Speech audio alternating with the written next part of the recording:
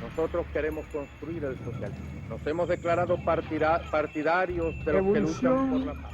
Es sentido del momento histórico. Es cambiar. La teoría revolucionaria es fundamental para la revolución, para el impulso revolucionario.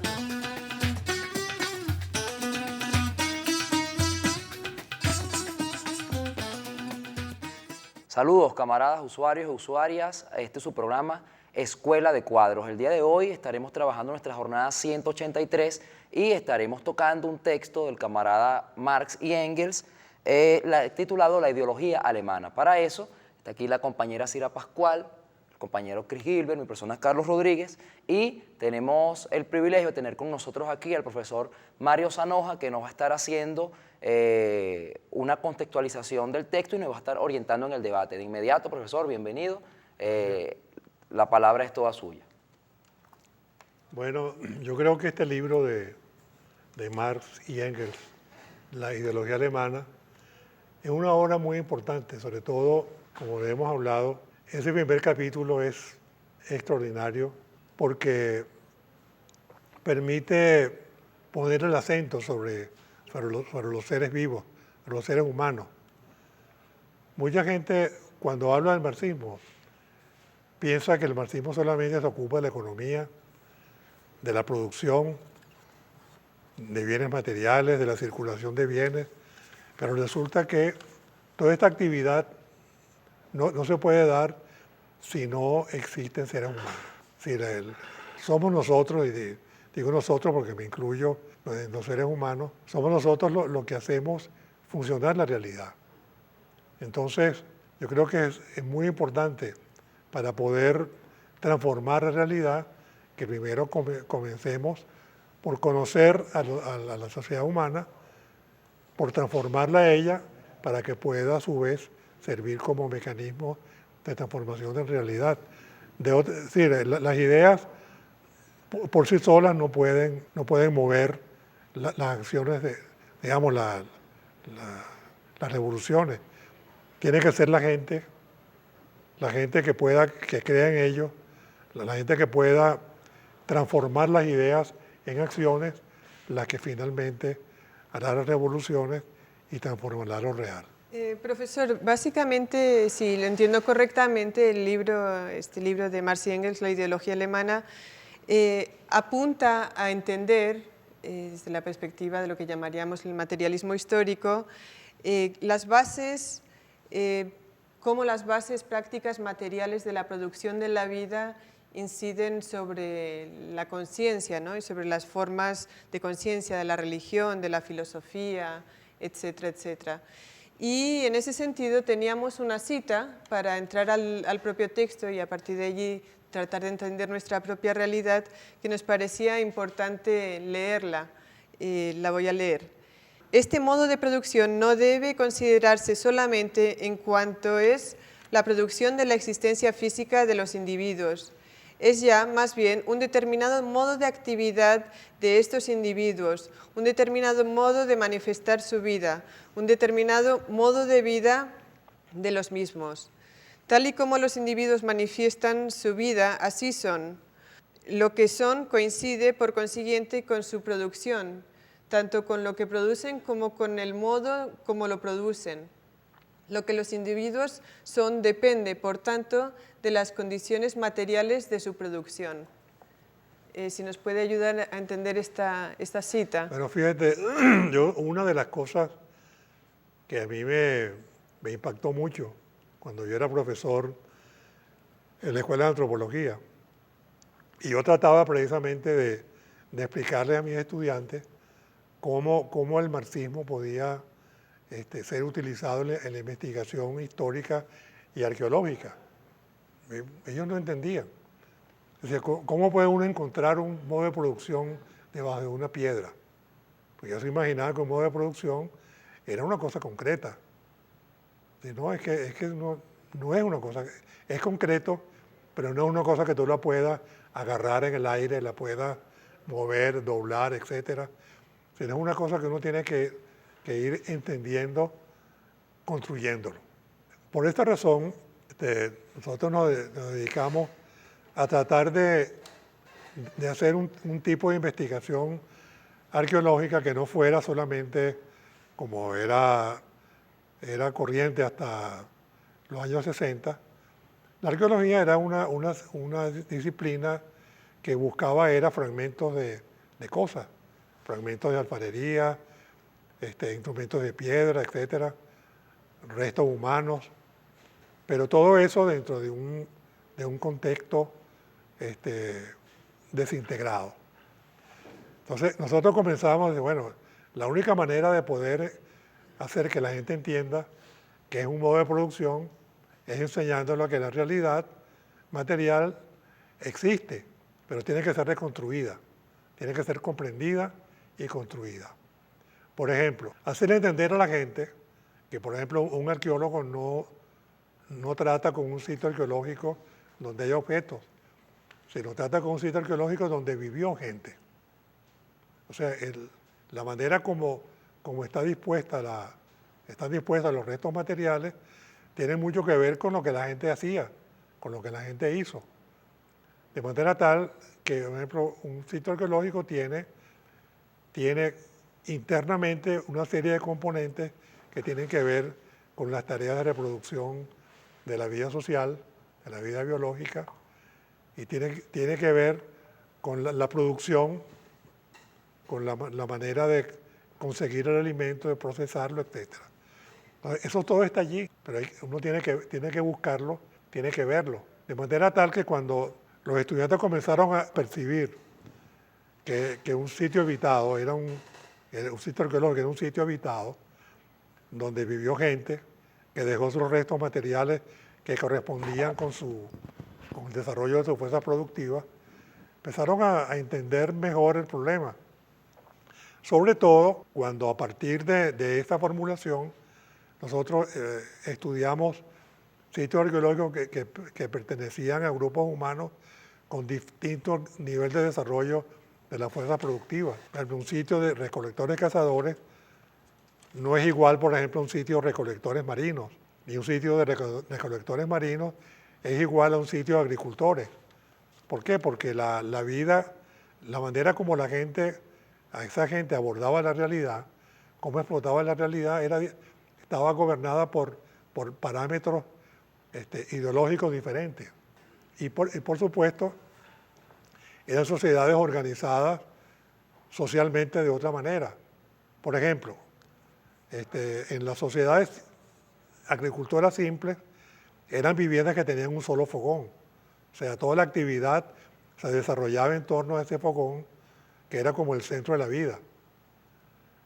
En las sociedades más complejas, en las sociedades más simples, eran sociedades muy, muy sencillas, eran bandas o eran grupos domésticos singulares. Pero cuando uno empieza a estudiar sociedades más complejas, donde hay, por ejemplo, la sociedad está dividida en linajes, está dividida en distintos grupos sociales, cada grupo social construye su realidad de una manera distinta. O sea, la impronta que queda en el suelo es diferente. Por ejemplo, hay espacios centrales y hay alrededor de ellos un fogón central y fogones periféricos donde vivía la gente que no era que era la gente del común.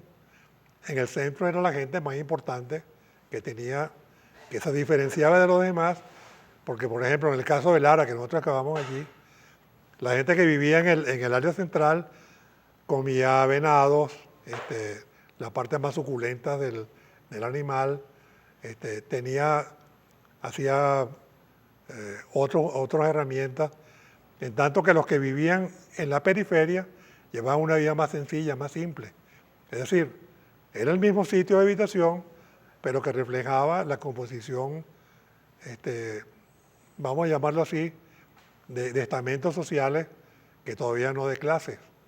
Entonces, de ellos les decía, bueno, es que cada sitio de vivienda tiene una lógica social.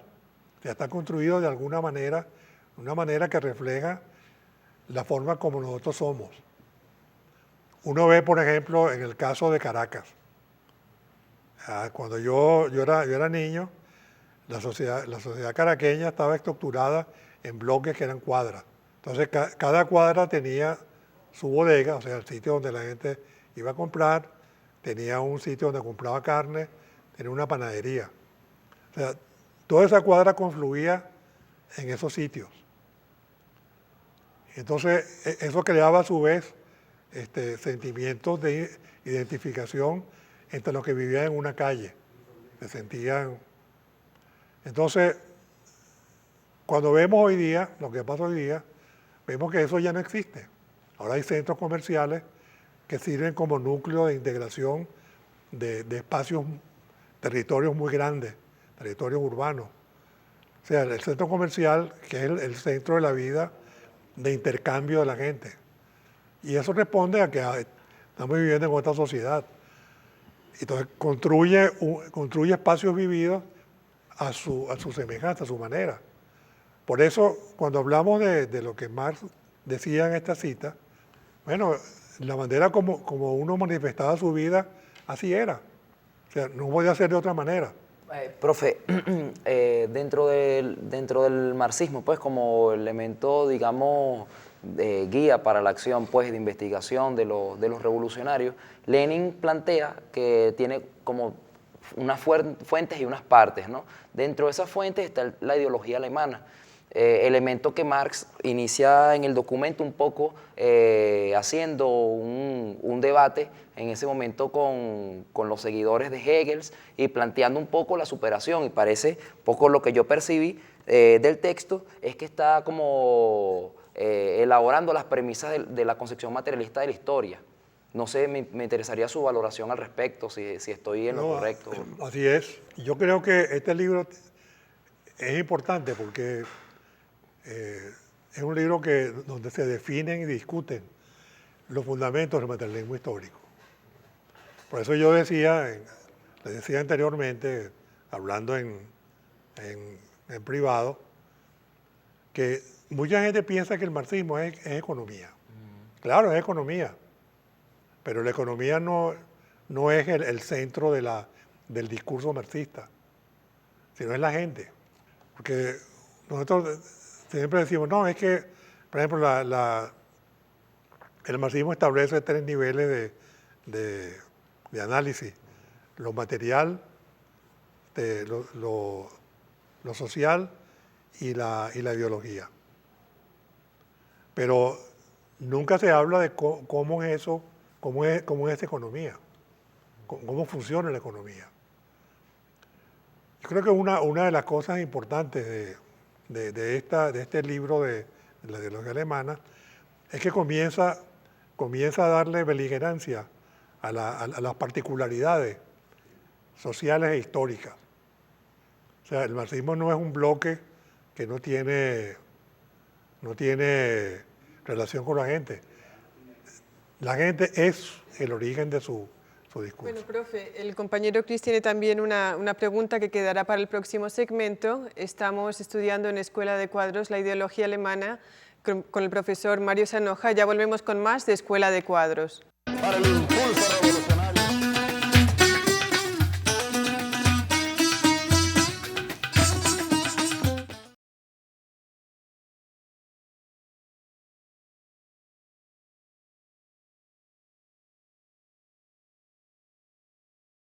Para el impulso revolucionario.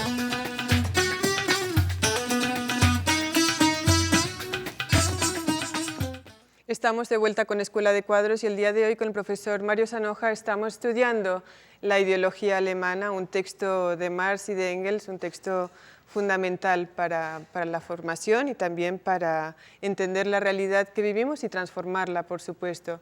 El compañero Cris tenía una pregunta antes del corte, entonces adelante, compañero. Sí, a mí me parece que el texto es, obviamente el texto es polémico, ¿no? Va dirigido en primer lugar en contra de la ideología alemana, la desviación alemana de presentar la historia como un efecto del espíritu.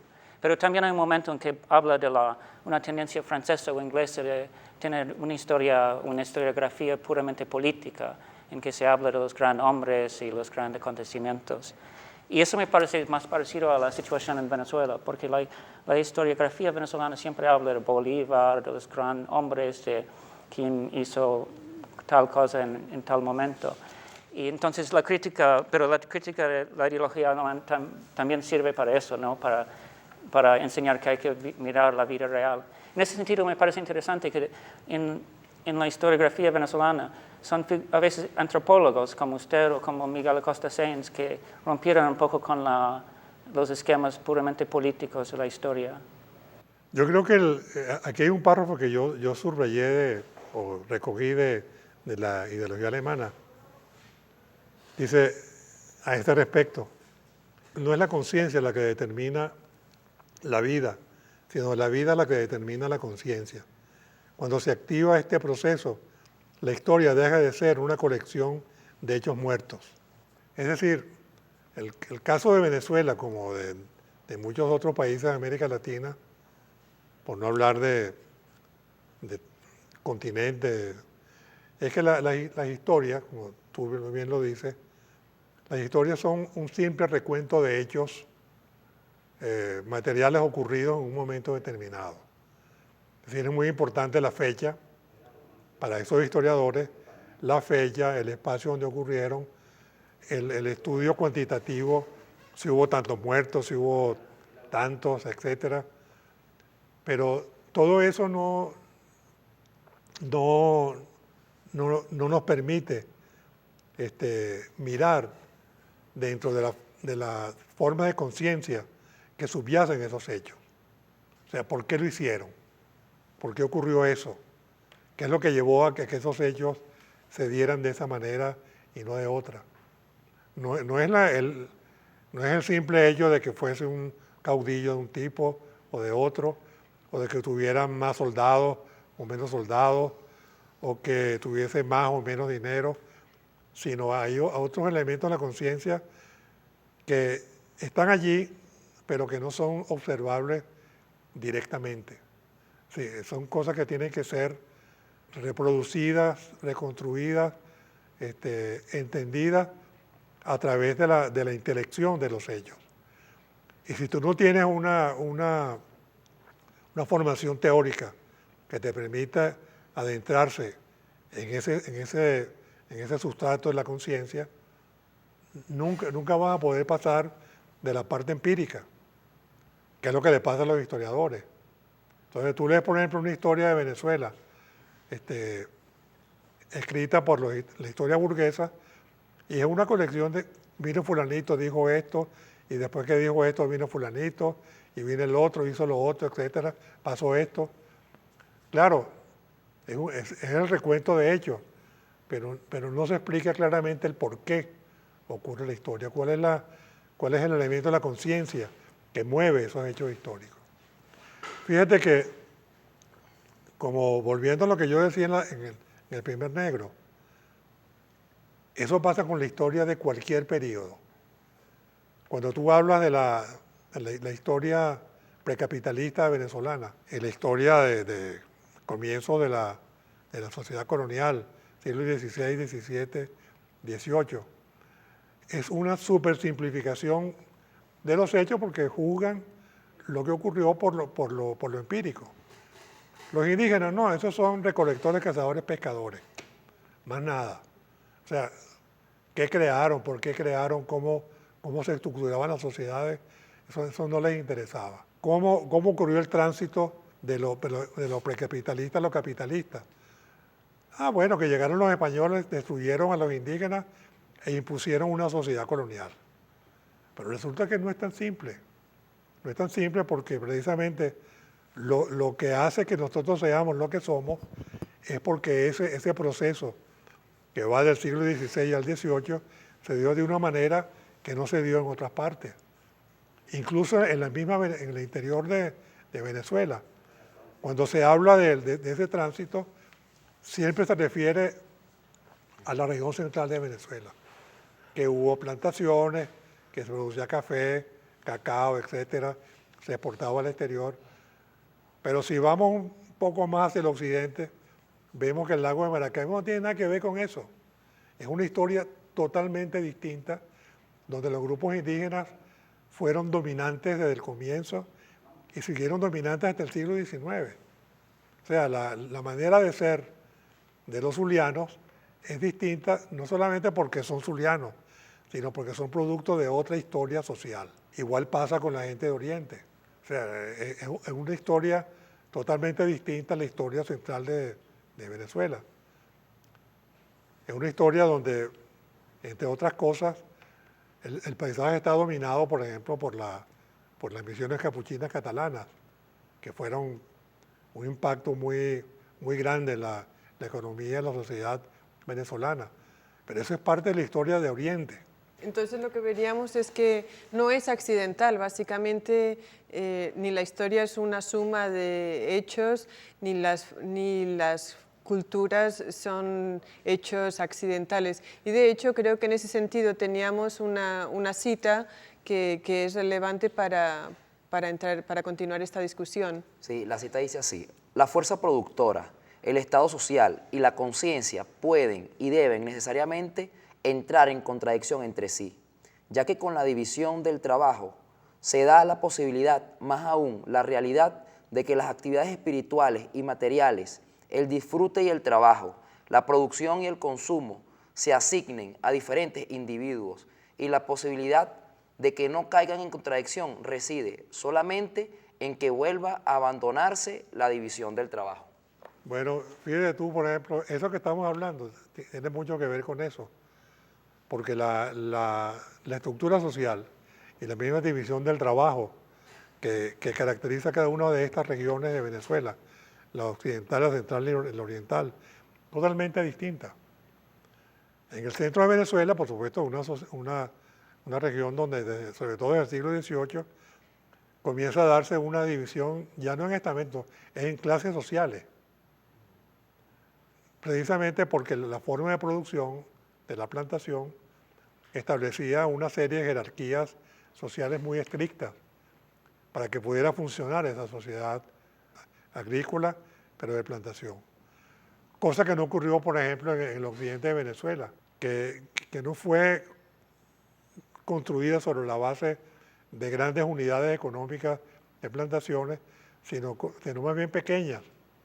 Sí, pueblos de misión, pueblos de indios que producían cosas agrícolas, que producían, ganadería, etc. Entonces fue una multitud de partes que se fueron agregando para formar una región histórica como la del lago de Maracaibo. Entonces, y eso es algo que continuó como tal hasta el siglo XX.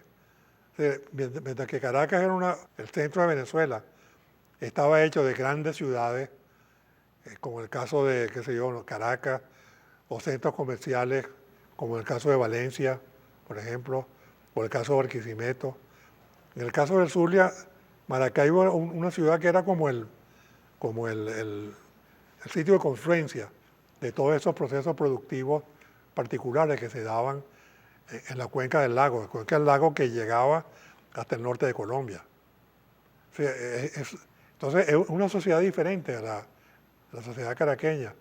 No porque, como quieren hacer ver, que los zulianos son distintos porque tienen petróleo, sino que fueron distintos desde siempre porque tienen una historia social que no estaba tan jerarquizada como estaba, por ejemplo, en el caso de Caracas. Y en el caso de Oriente tampoco. Eran sociedades construidas sobre la base de unidades que no tenían esa trabazón como la sociedad agrícola del centro de Venezuela. Por allí también, un poquito ahondando en lo que usted está presentando, una de las cuestiones que Marx y Engels plantean y que me gustaría que usted lo explicase es que, o sea, específicamente, y a esto usted apunta con los ejemplos que da, las condiciones materiales de producción inciden sobre las concepciones políticas, religiosas y morales, pero según la cita que leía el compañero Carlos, también hay contradicciones, ¿no? Porque bueno, y luego me corrige usted si esto no es correcto, pero por ejemplo, el hecho de que en el capitalismo se pone la propiedad privada o en cualquier sociedad con división social del trabajo, pero concretamente en el capitalismo, se coloca la propiedad privada como algo sagrado, intocable, etc. Y está así representado en todas las constituciones de los países capitalistas, o sea, de la mayoría de los países, por lo tanto. Esto estaría relacionado con el modo de producción en el que vivimos, ¿no? Pero simultáneamente también hay una contradicción, porque en el modo de producción capitalista todos producimos, o sea, los trabajadores producimos y unos pocos se apropian, su propiedad privada es producto del trabajo colectivo y ajeno, ¿no? Entonces, si pudiésemos entrar un poquito también en esa contradicción, en ese hecho de que el modo de producción produce concepciones políticas, religiosas, morales, pero además, si mal no lo entiendo, esas concepciones vienen producidas por la clase dominante para legitimar el modelo simultáneamente. Así es, pero hay una contradicción, como tú planteas, y nosotros la vemos de esta manera. Siempre partiendo de la visión histórica, del proceso histórico venezolano. La historiografía burguesa siempre ha tratado de hacer ver, como yo decía antes, que la historia de Venezuela se fundamenta en la destrucción de toda la cultura, de las culturas indígenas y en la incepción de una cultura capitalista que para muchos historiadores burgueses es como una reproducción de la que ve en España.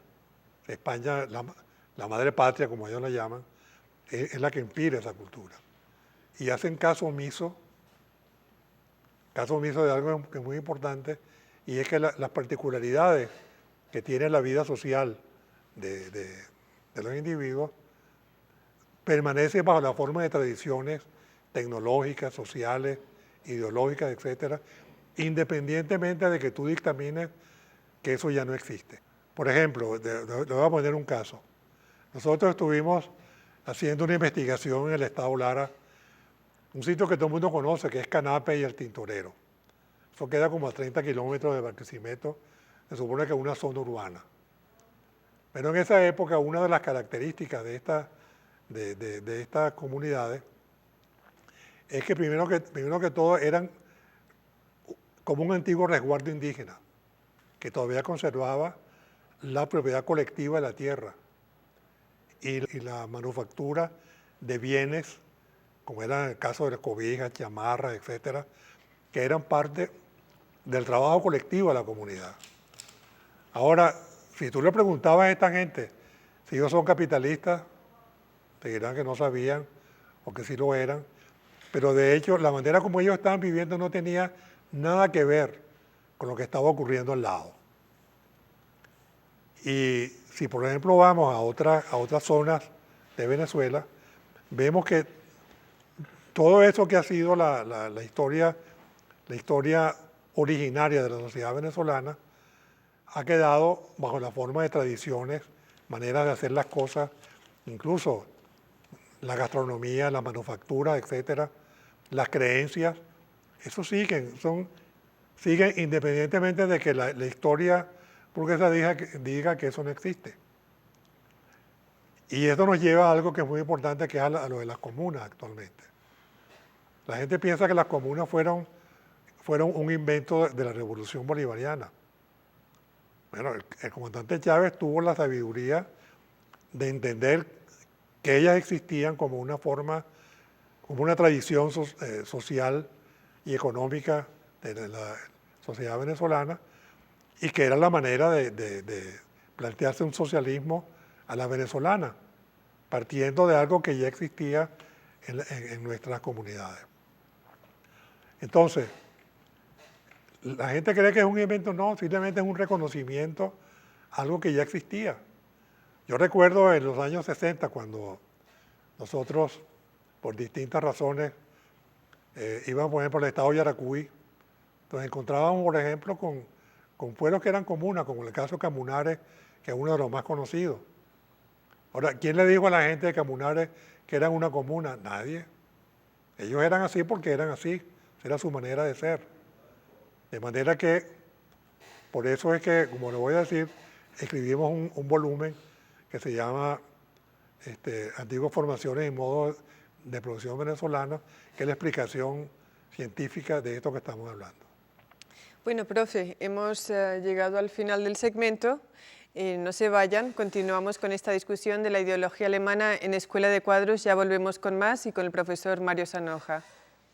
Para el impulso revolucionario.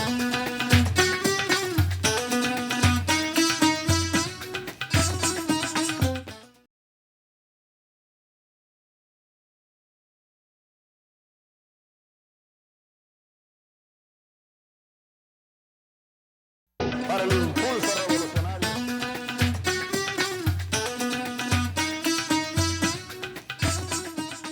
Estamos de vuelta con Escuela de Cuadros y con el profesor Mario Sanoja estamos estudiando un texto de Marx y de Engels, la ideología alemana.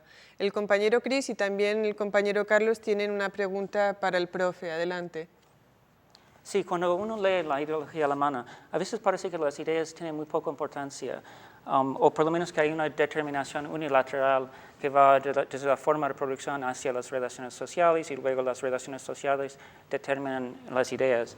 Claro, Marx no siempre pensaba así, y hay un texto de unos 3 años antes en que Marx dice que las ideas pueden transformarse en una fuerza material cuando se prenden las masas. Y me parece que eso más bien es la onda de ustedes cuando escriben sobre el proceso bolivariano. Ustedes siempre están resaltando en estos libros, hay 2 aquí, creo que hay un tercer libro. Ustedes siempre quieren subrayar la importancia de rescatar ideas, incluso ideas tan importantes como la solidaridad y la reciprocidad. Entonces, no sé si es un correctivo que hay que hacer a Marx, que Marx en su polémica dejó de lado un poco las ideas, o quizás hay que rescatar este otro Marx un poco más temprano, en que da importancia a las ideas en los procesos de transformación. Sí, profe, un poco para complementar la intervención de Chris, se da el fenómeno de que un poco a partir de lo que plantea Marx, de que el ser social condiciona la conciencia, pero nosotros vemos, por ejemplo, en Venezuela, caso concreto de muchas personas que son explotados dentro de las grandes empresas, y estas personas defienden los intereses del patrón. Entonces pareciera como que una contradicción. Me gustaría su valoración en torno a eso. Eso es lo que se llama la falta de conciencia, ¿no? Que están enajenados a una conciencia que no es la de ellos. En el caso de los trabajadores de la Polar, por ejemplo, los que apoyan a Lorenzo Mendoza, como de hecho los que apoyan a los dueños de automercados, de peluquería, como decía mi mujer. Bueno, ellos se creen que son los dueños del negocio, porque así los han inducido una forma de pensar que es la forma de pensar dominante. No, tú no eres un empleado, tú eres un dueño. Esto es tu negocio. Pero a la hora de repartir los beneficios no son socios. Le dan lo que el patrón quiere darle, ¿no? Le da su salario, pero más nada. Esta es una manera de como de sublimar la condición de pobreza, creyéndose que no es pobre, sino que es tan rico como el patrón. Pero en la práctica, en la vida real, su manera de ser no cambia en absoluto con que está escrito a una empresa determinada. Y ahí precisamente es donde entra en función la ideología. Cuando tú te enseñan una ideología de clase, que tú eres pobre, que tú eres un trabajador y que tu ideología como tal es distinta a la del patrón. O sea, que tú tienes que luchar no por convertirte en el patrón, sino porque convertirte en un ser humano que lleva una vida normal, productiva, con futuro, etcétera, que no necesariamente tiene que ser la vida de un rico, ¿entiendes? Pero lo que el capitalismo, a través de las ideas de la dominantes de la burguesía, le enseña a la gente es que tú tienes que ser rico como yo, tienes que ser como yo para que tú disfrutes de la vida. Y eso, esta es una disquisición, pero para que tú veas cómo funcionan los mecanismos de formación de conciencia. Las telenovelas hacen eso mismo, Pasa que la gente no se da cuenta de que los están indoctrinando. Por ejemplo, un esquema clásico de una telenovela es que en una casa de una familia rica tienen una empleada, una muchacha joven, que es sirvienta. Esa sirvienta, por muchas razones, es discriminada, pero es una mujer bonita. Entonces, el hijo de la familia embaraza a la mujer la botan de la casa porque ha sido embarazada por el hijo, entonces tiene su hijo por fuera, o su hija. Entonces, por una serie de circunstancias de la vida, ese hijo vuelve de cierta manera, a entrar en el círculo familiar. Entonces, la familia lo adopta, lo ponen a vivir como si fuera uno de ellos. Entonces, él se transforma de ser un hijo de una trabajadora en un señor burgués, como los señores que votaron a su madre. Me hace recordar también un poco el elemento que Fidel le comentaba a Chávez, que en Venezuela no habían 4 millones de oligarcas, ¿no? Que un poco también haciendo digamos, aseverando pues que cómo era posible, o sea, que había que establecer un estudio allí del tema ideológico, ¿no? Del conjunto de la sociedad venezolana. Bueno, porque es que cuando hablamos de la sociedad venezolana, tenemos también que recordar que nosotros somos una sociedad que está influida por una cultura petrolera que nos indujeron desde por lo menos los años 30. Eso no ocurre en todas las sociedades de América Latina. Pero esta es una sociedad donde eso que estamos hablando, que es la manera de poder hacer dinero fácil, cambiar de estatus, de vender una mujer rica y ser de una clase diferente, porque de hecho, tú te pones a ver el origen de todos estos empresarios que estamos hablando hoy día, son tipos que han surgido de ser trabajadores, se han convertido en empresarios, pateando a los empleados, imponiéndose a la fuerza sobre el resto de la gente hasta que llegan a una posición dominante. Eso es la realidad. Entonces, esta gente adopta la ideología de la clase dominante. Por ejemplo, todos estos empresarios de nivel medio tienen a Mendoza como un ídolo, porque eso es lo que ellos quieren ser. Tener su cadena de empresas, su capacidad de dominar la política, etc. Y por eso son sumisos al poder de la burguesía. Lo que usted dice es importante entenderlo. Básicamente lo que se está apuntando es el hecho de que la ideología, una vez más lo que decía anteriormente, que la ideología en una sociedad concreta responde a los intereses de la clase dominante y legitima el sistema o el modo de producción. Pero también hay algo a lo que apunta Marx y que es a la posibilidad de la salida del sistema, ¿no?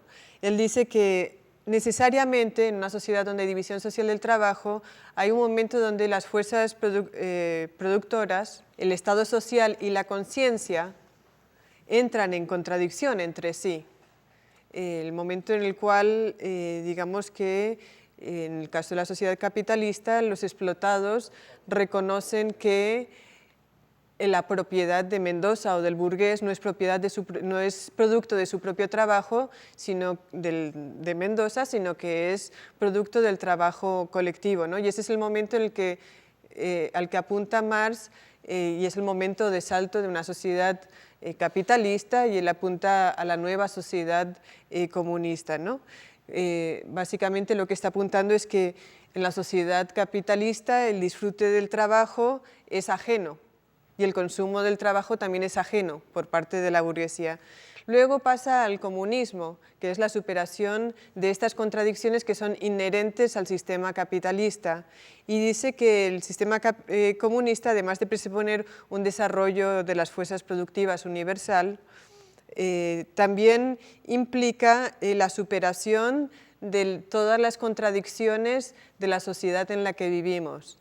¿Por qué? ¿Por qué está Marx y Engels apuntando a que el comunismo es la superación de las contradicciones tanto materiales como ideológicas de la sociedad en la que vivimos?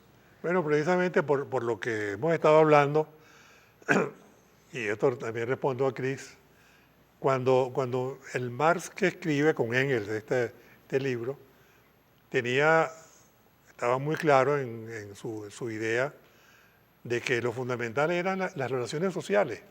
Sí, la producción material no baja del cielo. Era como pasaba con las ideas en la ideología alemana, de los alemanes, que era o hegeliana, que era una ideología trascendental donde todo venía de lo alto y se concretaba en los seres humanos como un designio divino. Entonces, yo, por ejemplo, me heredo mucho a los poetas alemanes de la época, los poetas románticos, y es eso, una poesía donde el papel del hombre está disminuido por la trascendencia de Dios y los destinos de Dios, etc. Entonces, es lo que está planteando cuando dice que el comunismo no es un ideal, sino un movimiento real que anula el orden actual. Está diciendo, bueno, cuando estamos hablando del comunismo no estamos hablando de una idea superior que toma cuerpo en la gente. Eso es una idea que nace del trabajo de la gente, de la actividad de la gente, del movimiento de la gente.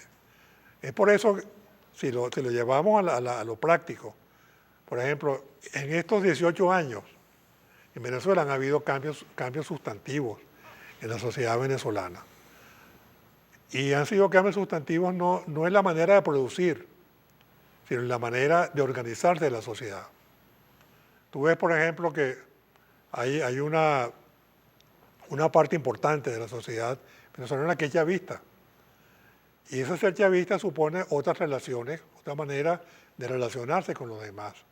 Fundamentalmente, la adopción y la práctica de la solidaridad social, de la cooperación social, que era algo que existía en la sociedad antigua venezolana, pero a partir de los años 50, después del golpe del 18 de octubre, comenzó una inducción muy fuerte del imperialismo norteamericano en Venezuela. Después con Pérez Jiménez y con la Cuarta República, prácticamente se creó un individualismo feroz. O sea, cada quien por lo suyo.